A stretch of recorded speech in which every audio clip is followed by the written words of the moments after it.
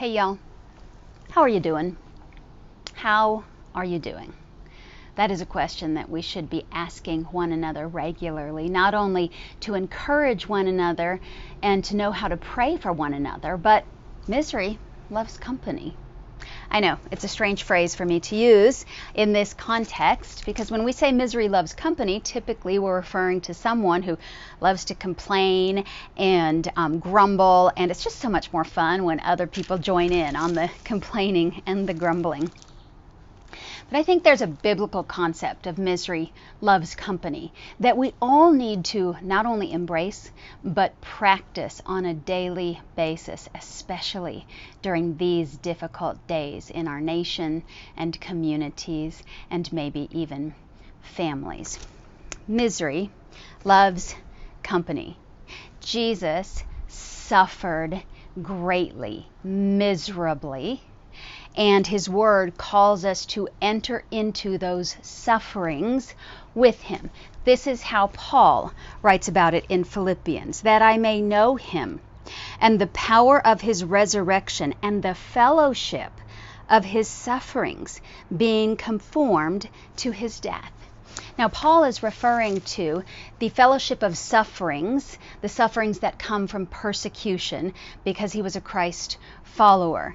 And he is telling us that we need to expect persecution in this world because we are Christ followers, but that when we experience that, we're in good company because that is what Jesus experienced. And as we endure it, we will become more like Christ.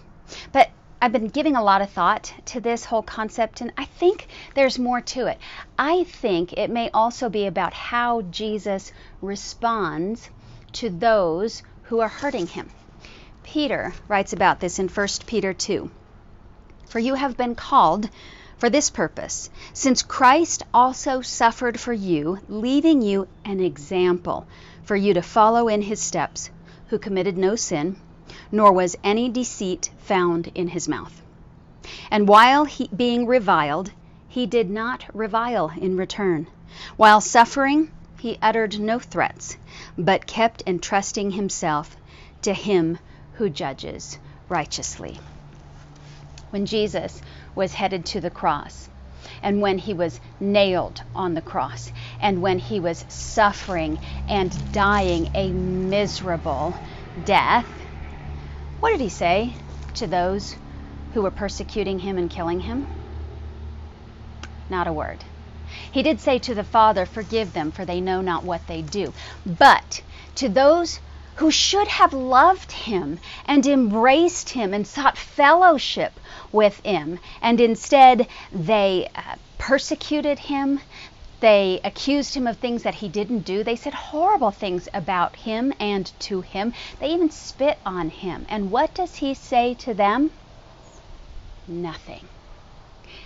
That's something that should serve as an example for all of us. And I think we get really good practice right now, given the circumstances in the country with COVID and the civil unrest and the uncertainty of where our country is headed. We are all dealing with an extra measure of stress and strain. And for some, that comes out in treating people, even people they love, badly.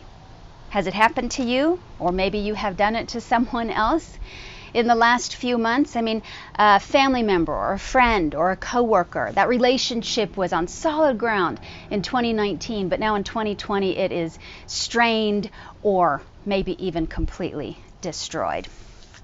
What do we do about that? How do we address that? Well, we follow Jesus's lead. When people have hurt us, we follow Jesus' lead. First, we stay focused on what God is calling us to do. That's what the word says Jesus did. He kept entrusting himself to him who judges righteously. So he didn't worry about the others that were offending him. He was focused squarely on God the Father and on honoring and glorifying him by accomplishing what he was sent to do, to die on the cross for us. So when we are in these circumstances, the first and foremost thing we should be thinking about is not retaliating, but actually staying focused on the Father and doing what he has called us to do to honor and glorify him.